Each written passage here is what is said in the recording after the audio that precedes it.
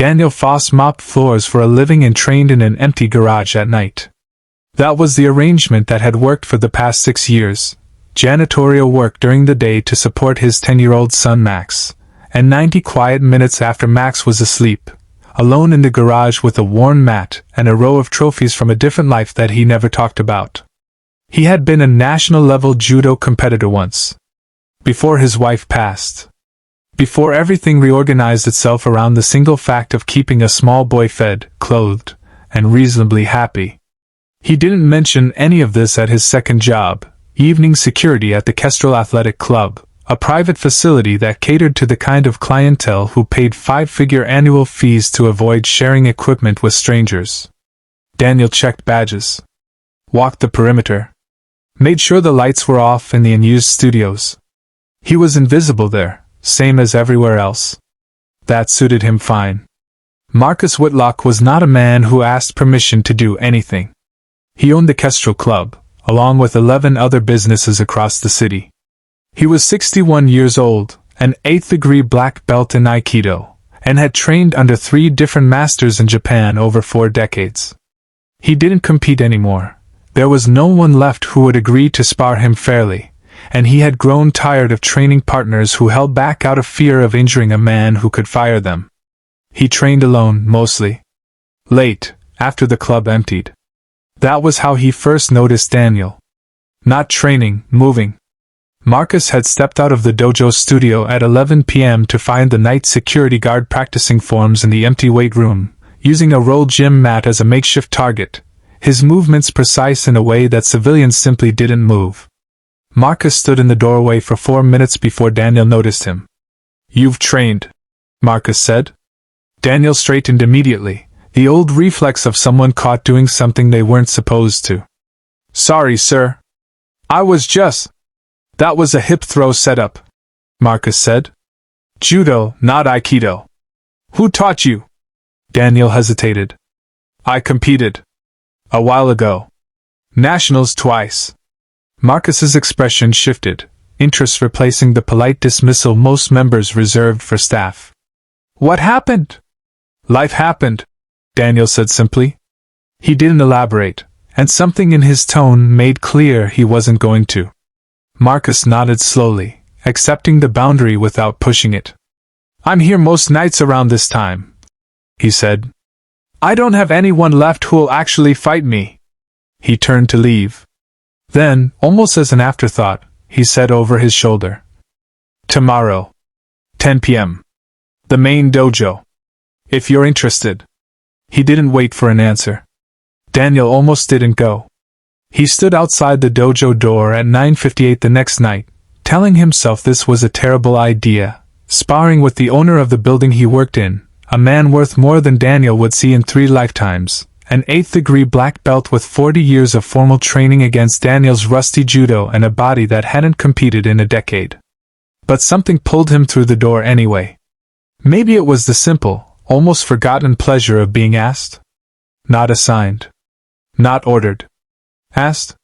Marcus was already on the mat, barefoot, GI loosely tied, stretching with the patient economy of a man who had done this 10,000 times. He looked up when Daniel entered. "You came," he said. Not surprised. Satisfied. "You asked nicely," Daniel said. Marcus almost smiled. "I don't ask nicely often. Get changed. There's a spare GI in the closet." They bowed. They circled.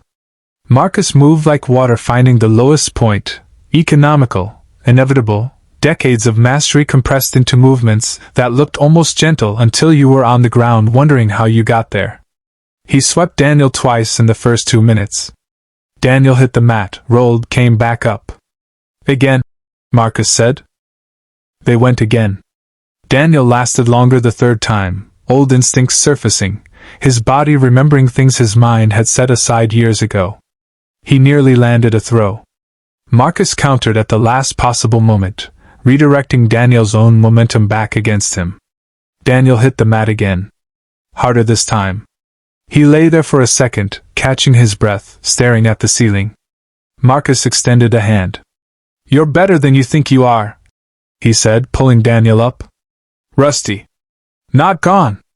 Feels gone, Daniel said, rolling his shoulder. It isn't. Marcus studied him. Why did you stop competing? Daniel was quiet for a moment, deciding how much to say. My wife died, he said finally. 6 years ago. I had a son to raise. Competing takes money and time I didn't have anymore. So I stopped. The dojo was quiet except for their breathing. I have a question, Marcus said. And you can say no. Okay. Spar with me regularly. Not as an employee doing a favor. As a training partner. I'll pay you for your time, the same way I'd pay any instructor. Daniel looked at him. You don't need to pay me to spar. I'm not paying you to spar, Marcus said. I'm paying you because your time is valuable and I'm asking for a significant amount of it. That's not charity. That's a transaction between two people who each have something the other needs. Daniel considered this. What do you need? He asked. Besides someone to throw. Marcus was quiet for a moment, the first genuine pause of the conversation, the calculated confidence briefly absent. Someone who isn't afraid of me, he said. Everyone in my life is managing me. My employees. My board. Even my own children, lately, calibrate everything they say. You walked in here and called my dojo a garage with better flooring. Daniel hadn't actually said that. He almost laughed. I was thinking it, he admitted. I know, Marcus said. That's exactly why I asked. The arrangement started that week. 3 nights a week, 10 p.m., the main dojo. Marcus paid him fairly, enough that Daniel picked up fewer shifts at the second job, enough that he started, for the first time in years, actually sleeping more than 5 hours a night. They didn't become friends exactly. Not at first. They argued about technique. Marcus pushed, Daniel pushed back. Neither one performed deference the other clearly wasn't interested in. Then one night, 3 months in, Marcus asked about Max. Daniel told him about his son's upcoming school tournament, not martial arts, a science fair, but Max was nervous and Daniel was working a double shift that day and wouldn't be able to attend. Marcus said nothing at the time. But the following Tuesday, Daniel arrived home to find his work schedule had been quietly adjusted, both jobs, somehow, without explanation. He had the afternoon free. He asked Marcus about it the next time they sparred. I made a call, Marcus said simply, settling into his stance. Fathers should see their kids' science fairs. Daniel studied him for a long moment. You didn't have to do that. No, Marcus agreed. I wanted to. He attacked. Daniel, for the first time in 3 months, actually landed the throw. Marcus hit the mat, looked up at him, and laughed. A real laugh, unguarded, the kind that belonged to a much younger man.